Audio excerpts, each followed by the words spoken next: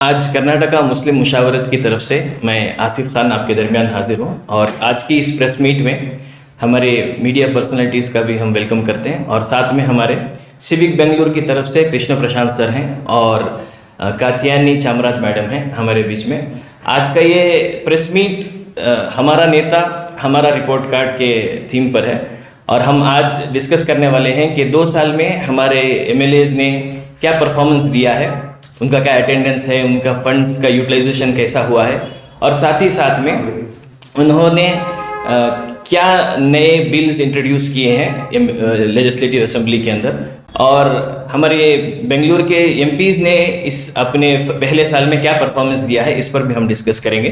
तो हमारे दरमियान सिविक बेंगलुरु की तरफ से कृष्ण प्रशांत सर हैं, हम उनसे रिक्वेस्ट करेंगे कि आप इस सिलसिले में ज़रा रोशनी डालें। और हमने सिविक बेंगलुरु हमने 14 जून इस साल को हमने सिटीजन्स रिपोर्ट कार्ड रिलीज किया।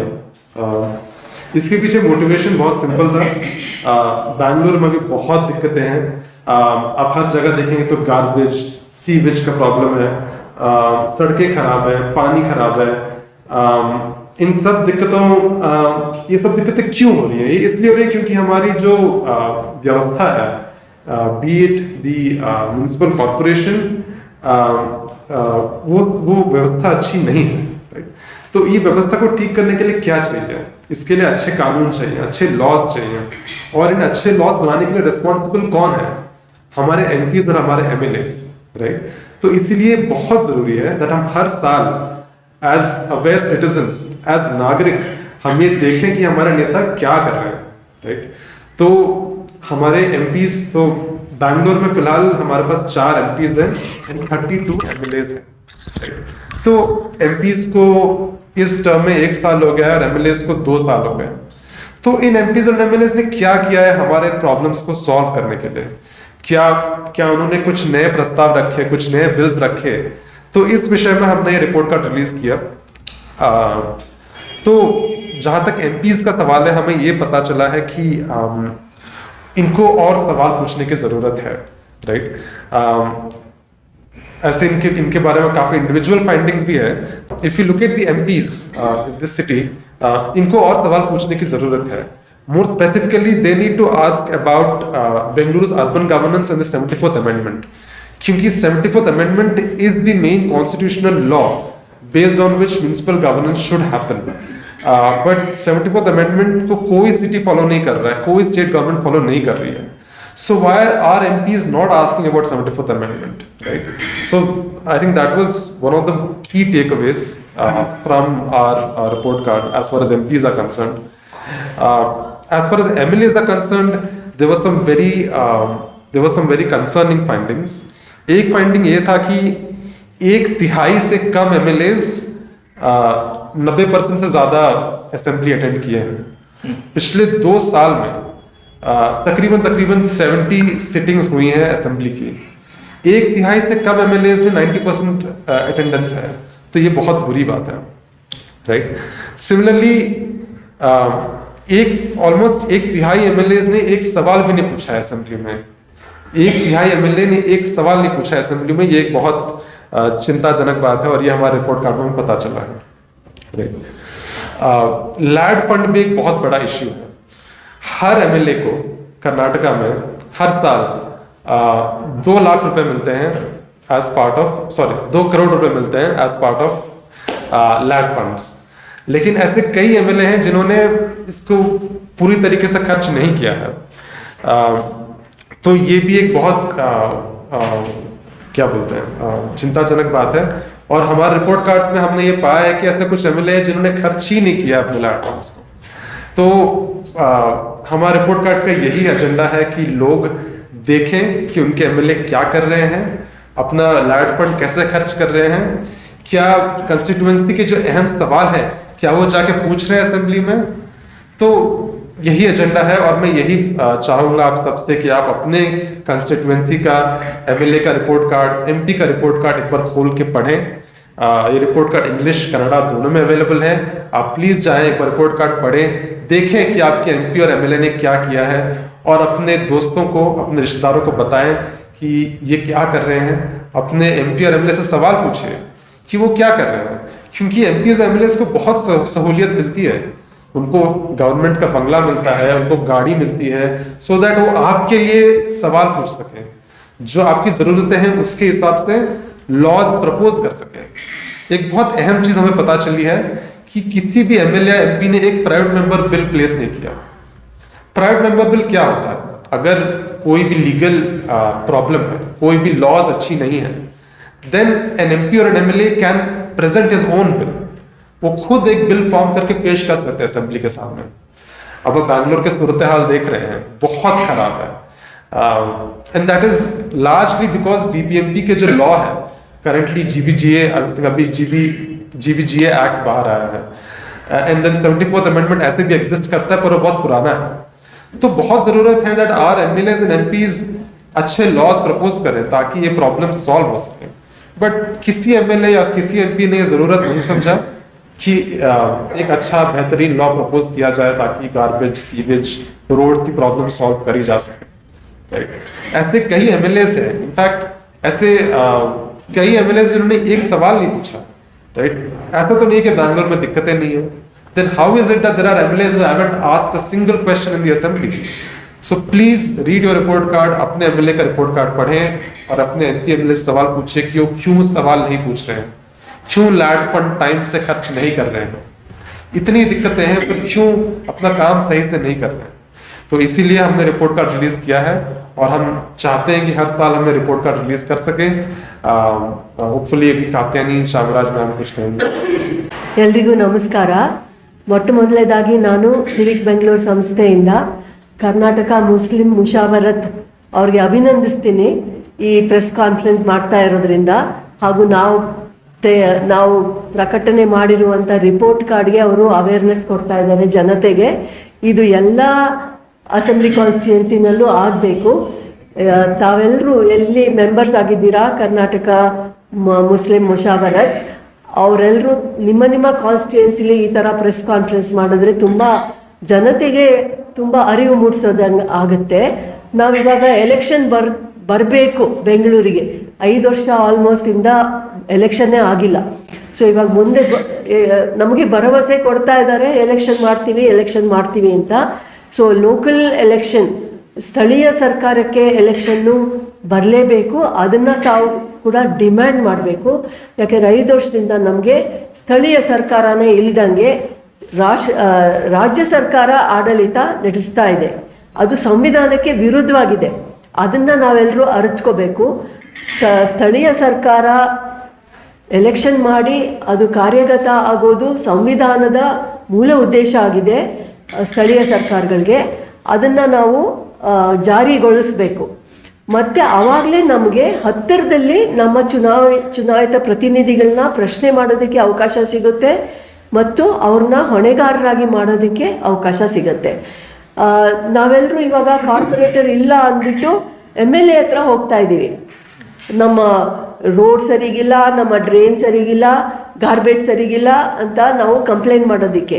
ಆದರೆ ಸಂವಿಧಾನದ ಪ್ರಕಾರ MLAಗೆ ಈ ಕೆಲಸಗಳಲ್ಲಿ ಹಸ್ತಕ್ಷೇಪ ಮಾಡಕೂಡ್ದು, ಅವರು ಇದರಲ್ಲಿ ಕೈ ಹಾಕಬಾರ್ದು, ಇದೆಲ್ಲನೂ ಸ್ಥಳೀಯ ಸರ್ಕಾರದ ಕಾರ್ಪೊರೇಟರ್ದು ಕೆಲಸ।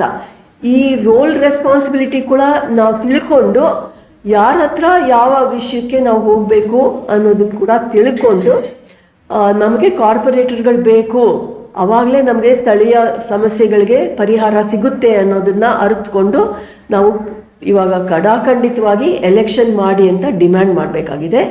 ಸೊ ಎಲೆಕ್ಷನ್ ಬಂದಮೇಲೆ ಕೂಡ ನಾವು ಇವಾಗ MLAಗಳದ್ದು ರಿಪೋರ್ಟ್ ಕಾರ್ಡ್ ತಂದಿದ್ದೀವಿ। ಸೊ MLAಗಳದ್ದು ಕೂಡ ನಾವು ನೆಕ್ಸ್ಟ್ ಎಲೆಕ್ಷನ್ ಬರೋ ಅಷ್ಟೊತ್ತಿಗೆ ಅವ್ರದ್ದು ಪರ್ಫಾರ್ಮೆನ್ಸ್ನ ನೋಡಿಕೊಂಡು ನಾವು ಎಲೆಕ್ಟ್ ಮಾಡೋದು ಕಲ್ತ್ಕೋಬೇಕಾಗಿದೆ। ನಾವು ಇವಾಗ ಏನು ಮಾಡ್ತಾ ಇದ್ದೀವಿ, ಎಲೆಕ್ಷನ್ ಅನೌನ್ಸ್ ಆದರೆ ಕೂಡ ನಮ್ಮ ಜಾತಿ ಪ್ರಕಾರ ಇಲ್ಲ ಭಾಷೆ ಪ್ರಕಾರ ಇಲ್ಲ ಧರ್ಮದ ಪ್ರಕಾರ ಹೋಗಿ ವೋಟ್ ಮಾಡ್ತಾ ಇದ್ದೀವಿ। ನಾವು MLAಗಳದ್ದು ಅವರ ಕಾರ್ಯಾಚರಣೆ ಬಗ್ಗೆ ಅವ್ರನ್ನ ಪ್ರಶ್ನೆ ಮಾಡಿ ನಾವು ವೋಟ್ ಹಾಕ್ತಾ ಇಲ್ಲ, ಅಥವಾ ಅವ್ರು ಏನು ಕೆಲಸ ಮಾಡಿದ್ದಾರೆ ಅದನ್ನು ತಿಳ್ಕೊಂಡು ನಾವು ವೋಟ್ ಹಾಕ್ತಾ ಇಲ್ಲ। ಸೊ ನಾವು ತಂದಿರೋ ಅಂಥ ರಿಪೋರ್ಟ್ ಕಾರ್ಡು ಇದಕ್ಕೆ ಸಹಾಯಕವಾಗಿದೆ। ನಾವು ಯಾರಿಗೆ ವೋಟ್ ಕೊಡಬೇಕು ಅನ್ನೋದನ್ನು ನಿರ್ಧರಿಸೋದಕ್ಕೆ ಒಂದು ಜಸ್ಟಿಫಿಕೇಷನ್ ಅಥವಾ ಒಂದು ಆಬ್ಜೆಕ್ಟಿವ್ ಫ್ಯಾಕ್ಟ್ಸ್ ಆ್ಯಂಡ್ ಫಿಗರ್ಸ್ ಮೇಲೆ ನಾವು ವೋಟ್ ಕೊಡೋದಕ್ಕೆ ನಿರ್ಧಾರ ತಗೊಳ್ಳೋದಕ್ಕೆ ಸಹಾಯ ಆಗುತ್ತೆ. ಬ್ಲೈಂಡಾಗಿ ನಾವು ವೋಟ್ ಮಾಡೋದನ್ನ ನಿಲ್ಲಿಸಬೇಕು. ಅವರ ಪರ್ಫಾರ್ಮೆನ್ಸ್ನ ನೋಡಿಕೊಂಡು ನಾವು ವೋಟ್ ಹಾಕೋದನ್ನ ಕಲ್ತ್ಕೋಬೇಕು. ಅದ್ರ ಬಗ್ಗೆ ನಾವು ಅರಿವು ಮೂಡಿಸೋದಕ್ಕೋಸ್ಕರ ಈ ರಿಪೋರ್ಟ್ ಕಾರ್ಡ್ಗಳನ್ನ ತಂದಿದ್ದೀವಿ. ನಿಮ್ಮ ವಲಯದ MLA ಹೇಗೆ ಪರ್ಫಾರ್ಮೆನ್ಸ್ ಮಾಡಿದ್ದಾರೆ, ಎಷ್ಟು ಹಣ ಉಪಯೋಗ ಮಾಡಿದ್ದಾರೆ ನಿಮ್ಮ ಕಾನ್ಸ್ಟಿಟ್ಯೂನ್ಸಿಗೆ, ಅಥವಾ MP ಲೋಕಸಭೆಯಲ್ಲಿ ಕೂತ್ಕೊಂಡು ಏನು ಪ್ರಶ್ನೆ ಕೇಳಿ ಬೆಂಗಳೂರಿಗೆ ಏನು ಒಳ್ಳೆ ಕಾನೂನು ತರೋದಕ್ಕೆ ಪ್ರಯತ್ನ ಪಟ್ಟಿದ್ದಾರೆ. ಇದನ್ನೆಲ್ಲ ನಾವು ಸ್ಟಡಿ ಮಾಡಿ ನಾವು ವೋಟ್ ಹಾಕೋದನ್ನ ಕಲ್ತ್ಕೋಬೇಕು. ಸೊ ಆಗಲೇ ನಮ್ಮ ಕೃಷ್ಣ ಪ್ರಶಾಂತ್ ಅವರು ಹೇಳಿದ ಹಾಗೆ ತುಂಬ ಅವ್ರದ್ದು ಪರ್ಫಾರ್ಮೆನ್ಸ್ಗಳು ನಿರ್ಲಕ್ಷ್ಯದಿಂದ ಕೂಡಿದೆ. ಸೊ ಹಣನೇ ಖರ್ಚು ಮಾಡ್ತಾ ಇಲ್ಲ. ನಮಗೆ ಸಾವಿರಾರು ತೊಂದರೆಗಳಿದ್ರೂ ಕೂಡ ಆ ಹಣಗಳು ನಮ್ಮ ಕಾನ್ಸ್ಟಿಟ್ಯೂನ್ಸಿನ ಅಭಿವೃದ್ಧಿಪಡಿಸೋದ್ರಲ್ಲಿ ಅವರು ಉಪಯೋಗಿಸ್ತಾ ಇಲ್ಲ. ಸೊ ಇದನ್ನೆಲ್ಲ ಪ್ರಶ್ನೆ ಮಾಡೋದನ್ನ ನಾವು ಕಲ್ತ್ಕೋಬೇಕು. ನಾವು ಇದು ನಮ್ಮ ಕರ್ಮ, ನಮಗೆ ಸಿಕ್ಕಿರೋದೇ ಇದು ಅಂತ ನಾವು ಸುಮ್ಮನೆ ಆಗಬಾರ್ದು. ನಾವು ಯಾರಿಗೆ ಚುನಾವಣೆಯಲ್ಲಿ ಗೆಲ್ಲಿಸಿದ್ದೀವಿ ಅವ್ರು ನಮಗೆ ಹೊಣೆಗಾರರಾಗೋ ನಿಟ್ಟಿನಲ್ಲಿ ನಾವು ಅರಿವು ಮೂಡಿಸ್ಕೊಂಡು ವೋಟ್ ಹಾಕೋದನ್ನ ಕಲ್ತ್ಕೋಬೇಕು.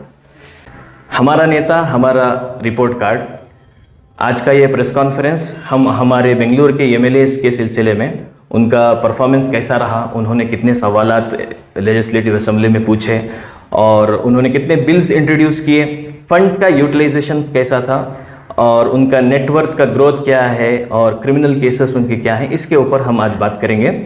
तो ये जो आज जितना भी हम रिपोर्ट कार्ड्स यहाँ पढ़ेंगे इसका सोर्स RTI है और गवर्नमेंट के वेबसाइट्स हैं जिसमें असेंबली के इंफॉर्मेशंस हमको मिलते हैं और myneta.info ये भी एक वेबसाइट है. इसके ज़रिए से आपको ये इन्फॉर्मेशन दी जा रही है और ये सारी इन्फॉर्मेशन ऑथेंटिक है और अटेस्टेड है. सिविक बेंगलुरु की तरफ से ये सारे रिपोर्ट कार्ड्स बनाए गए हैं जिसमें ये बेहतरीन काम हुआ है ताकि बेंगलुरु वालों को अपने MLAs के बारे में अच्छी जानकारी मिल सके. तो हम रैंडमली चंद कॉन्स्टिट्यूएंसीज और उनके MLAs के परफॉर्मेंस के बारे में बात करेंगे. चिकपेट के MLA का हम रिपोर्ट कार्ड पढ़ रहे हैं. अटेंडेंस 92% है और ये लेडी फंड्स का यूटिलाइजेशन है 100% है. तो ये टॉप MLA हैं पूरे असेंबली में जिन्होंने एरिया डेवलपमेंट का पूरा फंड इस्तेमाल किया है. 4 कमिटीज़ में ये मेंबर हैं और नेटवर्थ जो ग्रोथ है 2018 से 2023 तक ये 41% है. अफसोस की बात यह है कि एक भी सवाल इन्होंने लेजिस्लेटिव असेंबली में नहीं उठाया है. ये पद्मनाभ नगर के MLA हैं, एक भी सवाल इन्होंने भी नहीं किया, जबकि ये अपोजिशन के लीडर हैं. इनको सवाल करना चाहिए था लेकिन एक भी सवाल नहीं. पद्मनाभ नगर के MLA की बात, एक भी सवाल इन्होंने असेंबली में नहीं पूछा है. पूरे 2 साल के अंदर कोई सवाल नहीं और किसी भी कमेटी में मेंबर नहीं है और बिल्स एक भी इंट्रोड्यूस नहीं हुआ है. और नेटवर्थ का ग्रोथ क्या है 104%. चामराजपेट के MLA का रिपोर्ट कार्ड हम पढ़ रहे हैं. एक भी बिल इन्होंने आज तक इंट्रोड्यूस नहीं किया 2 साल के अंदर और इनका फंड यूटिलाइजेशन कितना है 91%. तो इन्होंने फंड्स को अच्छे तरीके से यूटिलाइज किया है. नेटवर्थ का ग्रोथ अगर देखा जाए तो 70% ग्रोथ है और क्रिमिनल केसेस 5 इनके ऊपर केसेस हैं. हालांकि ये मिनिस्टर हैं और 2 बड़े पोर्टफोलियोज इनके हाथ में हैं, तो इनको कुछ बिल्स इंट्रोड्यूस करना चाहिए था अपने कॉन्स्टिट्यूएंसी को इम्प्रूव करने के लिए, लेकिन कोई भी बिल इंट्रोड्यूस नहीं हुआ है. शांति नगर के MLA के बारे में अब ये रिपोर्ट कार्ड है. सवाल के मामले में बहुत अच्छे रहे हैं. अटेंडेंस भी बहुत अच्छा है, 95.65% है और 230 सवाल इन्होंने किए हैं और 2 कमेटी में मेंबर हैं. लेकिन बिल्स इंट्रोड्यूस्ड 0, कोई बिल इन्होंने इंट्रोड्यूस नहीं किया और फंड यूटिलाइजेशन 88% इन्होंने किया है. लेकिन जब नेटवर्थ ग्रोथ को देख रहे हैं तो वो 318% बढ़ी हुई है और एक क्रिमिनल केस इनके ऊपर है. शिवाजी नगर के MLA का हम रिपोर्ट कार्ड पढ़ रहे हैं. 89.86% अटेंडेंस है, 59 क्वेश्चंस इन्होंने पूछे हैं, 3 कमिटीज़ में मेंबर हैं, लेकिन बिल इंट्रोड्यूस्ड 0, कोई बिल इन्होंने भी इंट्रोड्यूस नहीं किया. और एलईडी फंड्स अगर देखा जाए तो सिर्फ 56% इन्होंने यूटिलाइज किया है, बाकी का फंड अनयूटिलाइज्ड रहा और वापस चला गया. और क्रिमिनल केसेस 4 इनके ऊपर हैं। सर्वज्ञा नगर के एमएलए की बात करें तो ये किसी कमेटी में मेंबर नहीं, और बिल्स इंट्रोड्यूस्ड 0, कोई बिल इंट्रोड्यूस नहीं हुई, और फंड यूटिलाइज कितना हुआ है 68.75%। ऐसा एरिया सर्वज्ञा नगर जहां बहुत ज़्यादा लोगों की ज़रूरतें हैं, मुश्किलात हैं, वहां पर परेशानियां हैं, अगर फंड को यूटिलाइज करते तो बहुत अच्छा होता। ऑलमोस्ट 32% फंड वापस गया है। और आप भी मिनिस्टर हैं, मिनिस्टर होने के नाते कुछ बिल्स इंट्रोड्यूस कर सकते थे अपने इलाके को इंप्रूव करने के लिए, लेकिन कोई बिल इंट्रोड्यूस नहीं हुआ है। महादेवपुरा की एमएलए हैं, अटेंडेंस 82% है, कोई सवाल असेंबली में नहीं पूछे, बिल्स इंट्रोड्यूस 0, एक कमेटी में मेंबर हैं, और फंड यूटिलाइजेशन की बात आए तो इन्होंने 0% फंड यूटिलाइज किया है, एक भी रुपया खर्च नहीं किया अपने कॉन्स्टिट्यूंसी में। हेब्बाल के एमएलए की बात करें तो एक कमेटी में मेंबर हैं, 4 बिल्स इन्होंने इंट्रोड्यूस किए हैं, जो कि बहुत अच्छी बात है, लेकिन फंड यूटिलाइजेशन के मामले में पीछे रह गए। सिर्फ 21% इन्होंने फंड यूटिलाइज किया है, तो बाकी 79%, तकरीबन 78 पॉइंट समथिंग वो फंड वापस चला गया। क्या हेब्बाल के अंदर ज़रूरतमंद नहीं है? क्या हेब्बाल के अंदर पूरे तरीके से सिविक इश्यूज सॉल्व हो गए हैं? क्या वहां पर फंड यूटिलाइज नहीं हो सकता था? तो ऑलमोस्ट 3 करोड़ रुपए वापस भेजे गए। बैटनपुरा के एमएलए का रिपोर्ट कार्ड पढ़ रहे हैं, 2 कमेटी में मेंबर हैं, 15 बिल्स इंट्रोड्यूस किए हैं, लेकिन फंड यूटिलाइजेशन के मामले में फिर पीछे रह गए। ये भी सिर्फ 30% यूटिलाइज हुआ है, 70% फंड वापस गया है। और आप भी मिनिस्टर हैं, नेटवर्क ग्रोथ 46% है, लेकिन फंड यूटिलाइजेशन सिर्फ 20 चेंज है, बस 29% है। पुलिकेशी नगर के एमएलए की बात करें, इनका रिपोर्ट कार्ड हम पढ़ रहे हैं, अटेंडेंस 95.65%, 3rd रैंक है, अटेंडेंस जबरदस्त है, लेकिन सवाल कितने पूछे असेंबली में? 0, एक भी सवाल नहीं पूछे, खामोश रहे। 70 सेशंस में अटेंड हुए हैं और बिल्कुल खामोश रहे। 3 कमिटीज में मेंबर हैं, बिल्स इंट्रोड्यूस कितने किए? 0। फंड यूटिलाइजेशन कितना है? 75%। साल के 2 करोड़, 2 साल के 4 करोड़, उसमें से 25% अगर वापस जा रहा है तो मतलब 1 करोड़ रुपए वेस्ट हुए हैं, वापस गए हैं। एमएलए यूटिलाइज करते तो पुलिकेशी नगर के बहुत सारे मसले हल हो जाते। तो ये चंद रिपोर्ट कार्ड्स हमने आपके सामने पेश किए हैं। अब हमारी जिम्मेदारी क्या है, ये क्यों हमने आपके सामने रखे हैं रिपोर्ट कार्ड्स? हम ये चाहते हैं कि हमारे से जो इलेक्ट होकर असेंबली को गए हैं और जो हमारे टैक्स के पैसों से सैलरी ले रहे हैं, सहूलियत ले रहे हैं, हम उनको सवाल करें, हम उनसे काम लें। ये रिपोर्ट कार्ड इसमें हमें हेल्प कर रहा है कि हम अपने एमएलए के बारे में जानें। ये हमारी जिम्मेदारी है कि हम उनसे काम लें। हर चीज़ हमारे टैक्स के पैसों से आप सहूलत तो उठा रहे हैं, पावर में आ रहे हैं, फ़ायदे उठा रहे हैं, लेकिन अगर आप कॉन्स्टिट्यूंसी में काम नहीं करेंगे, लोगों को उनकी सहूलियत फराहम नहीं करेंगे, तो ये बहुत बड़ा धोखा है। आपकी जिम्मेदारी है कि आपको जिस काम के लिए आवाम ने इलेक्ट किया है, आप उस काम को पूरे तरीके से अंजाम दें। और मैं पूरी आवाम से एक रिक्वेस्ट कर रहा हूं, बल्कि मैं अपील कर रहा हूं कि इसे आप अपनी जिम्मेदारी समझें। ये सिर्फ कर्नाटका मुस्लिम मुशावरत या सिविक बेंगलुरु की ड्यूटी नहीं है। ये अच्छी बात है कि हम लोग इस चीज़ को लेके आगे आए हैं, लेकिन हमारी चाहत ये है कि पूरी आवाम, बेंगलुरु का एक एक सिटीजन इसमें हमारे साथ जुड़ें, अपनी जिम्मेदारी समझें। हमारा शहर है और हमारे शहर को हमें खूबसूरत बनाना है, अपने बच्चों को अच्छी सहूलत पहुंचाना है। रोड खराब है, बच्चे गिर रहे हैं, एक्सीडेंट्स हो रहे हैं, कौन जिम्मेदार है? पानी घरों तक नहीं आ रहा है, लोगों को टैंकर मंगा के घरों में पानी डालना पड़ रहा है, कौन जिम्मेदार है? सीवेज का पानी बाहर रोड पर है, बच्चे बीमार हो रहे हैं, बड़े बीमार हो रहे हैं, कौन जिम्मेदार है? ये सिविक इश्यूज हल करना इन एमएलएस की जिम्मेदारी है। और इससे भी बढ़कर, जैसा कि कात्यानी मैडम ने इसकी तरफ पॉइंट किया था कि हमको जल्द से जल्द कॉरपोरेशन इलेक्शन होनी चाहिए, कंडक्ट करवाइए इलेक्शंस, और हमको कॉरपोरेटर्स चाहिए, क्योंकि हम हर छोटे बड़े काम के लिए एमएलए ऑफिस नहीं जा सकते या असेंबली विधानसभा के चक्कर नहीं लगा सकते। हमको हमारा लोकल कॉरपोरेटर अपने एरिया में चाहिए ताकि हम अपने काम उससे करवा सकें। और ये एक मैकेनिज्म बनाए एमएलएज और कॉरपोरेटर्स मिलकर कि हर महीने में एक बार मीटिंग्स हो, उसके अंदर आप सुने लोगों से कि क्या ज़रूरियात हैं, और आप चलना फिरना भी करें, ज़रा कॉन्स्टिट्यूंसीज को देखें। और सबसे अहम सवाल हमारा यही रहेगा कि आप आइंदा साल इस तरह की कोई गलती ना करें, फंड को ढंग से यूटिलाइज कीजिए। असेंबली जा रहे हैं तो हमारे लिए मुद्दे उठाइए। पुलिकेशी नगर के अंदर क्या कोई मुद्दा नहीं है? क्या हेब्बाड़ में कोई मुद्दे नहीं है? कोई तकलीफ नहीं है? ये इश्यूज को कौन सॉल्व करेंगे? आपको अलर्ट करके भेजें, आप वहां जाके खामोश बैठ कर आ गए, एक सवाल नहीं करे, एक बिल इंट्रोड्यूस नहीं करे, तो फिर ये आपके वहां जाने का कोई फायदा नहीं हुआ। और याद रखिए, अवाम बेवकूफ नहीं है। आप आवाम को बेवकूफ बनाते आए हैं, लेकिन अब आवाम बेवकूफ नहीं है। इन रिपोर्ट कार्ड्स को सामने रखकर आवाम आइंदा का फैसला तय करेगी। इन रिपोर्ट कार्ड्स को पढ़ेगी और पढ़ने के बाद वो फैसला करेंगे कि आइंदा आपको रखना है या नहीं रखना है। तो आप अपनी अक्लमंदी से काम कीजिए, जो आपकी जिम्मेदारी है वो कीजिए। हम आपसे कुछ स्पेशल मदद नहीं मांग रहे हैं। We don't want any special service from you. Please do your job for what you have been elected. आपका काम है और आपको इस पर पेमेंट्स मिल रहे हैं, सहूलतें मिल रहे हैं। अगर आप अपना काम नहीं करेंगे तो ये अवाम के साथ धोखेबाजी है।